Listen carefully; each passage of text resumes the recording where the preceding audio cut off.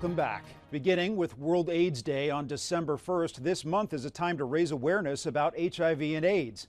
The CDC is especially focused on the barriers Black women face in their fight. That's because Black women account for more than half of new HIV infections among women. Danya Bacchus has more. After starting a relationship with a partner living with HIV, Britt Williams wanted to keep herself safe. One of my go-to phrases is don't let HIV get in the way of love. She thought the HIV prevention medication, PrEP, or pre-exposure prophylaxis, was not for women.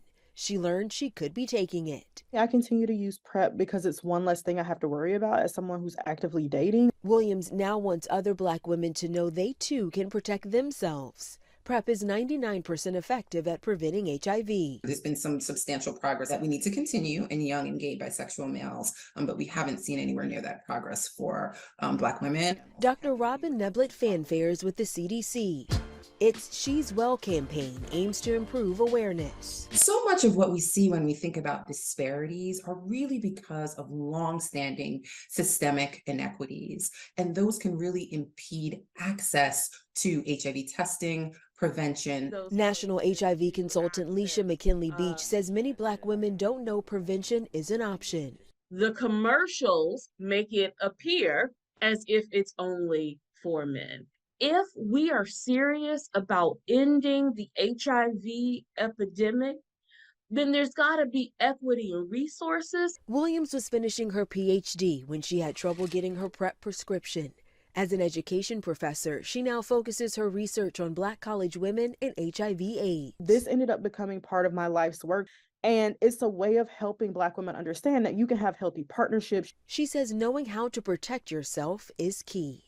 Danya Bacchus, CBS News, Los Angeles. For more than a decade, John Mayer has been on a quiet mission to help veterans heal from PTSD.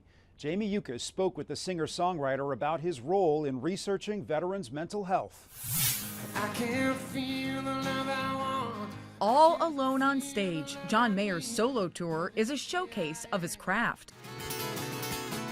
Engaging with audiences has kept Mayer motivated, not just in music, but also in charity work with veterans. Did you always know that eventually being a rock star would lead you to do more in the world? No. I didn't want anything but for me. Between shows, this is where you'll find the rock star. And this, by definition, is not a fresh problem. For more than a decade, Mayer's been quietly pursuing research into veterans' mental health. He launched the nonprofit Heart and Armor with $3 million of his own money. To date, the money raised has helped publish 25 peer-reviewed studies, such as the effect of trauma on women warriors. If you can put treating mental health in the same bucket as a life-saving intervention in combat, I think you'd have a lot more people being able to visualize it as what it really is and not you're broken. Mayer's connection to veterans began with a visit to Marine Corps Base Camp Lejeune in 2008. It was not set up as a celebrity visit, so they didn't know I was coming, but it was the most natural way to meet these veterans. From that day forward, Mayer wanted to make more than just music. The elephant in the room is that I'm a musician by trade, and I think the reflexive question that people will always have for me is, this is like a little thing you're doing just for the thumbs up. The more I do it, the more I want to do it, because I can see the traction. Gerard Chacron is Heart and Armor's executive director. What body of work are you most proud of that wouldn't have been possible without John's involvement? The big one is looking into the internal circuitry of the brain and how the brain can change for the worse when it's traumatized, but also how it can recover and how the brain can get better. Heart and Armor includes community outreach. Volunteers like former Army Sergeant Andre Rogers can recall what it's like to suffer alone. In Iraq in 2003, he witnessed unthinkable horrors. Once home, he couldn't cope. Alcoholism, substance abuse. Did you know you had PTSD? I did not. After seeing just a lot of bodies and people on fire, cars burning with people in the buses. Small town boy from Mississippi, I wouldn't have never thought I'd see something like this. But with treatment and the support of Heart and Armor, Rogers went from homeless to healing to now helping others. What does Heart and Armor mean to you? It means so much. The insurmountable support that they give me to serve. Service is my medicine, Mayor covers all the overhead, so every dollar raised goes to research.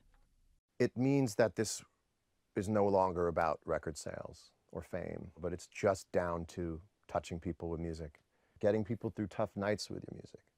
From this point until my last breath, we do this as a calling. One of the studies the organization looked at was why Black veterans weren't responding as well to treatment as white veterans when it comes to PTSD. Well, it turns out there are layers of racial trauma that had never been considered before. It's that type of information the organization hopes to look at, receive more data, and then be able to use it with the broader population. Jamie Yuccas, CBS News, Los Angeles.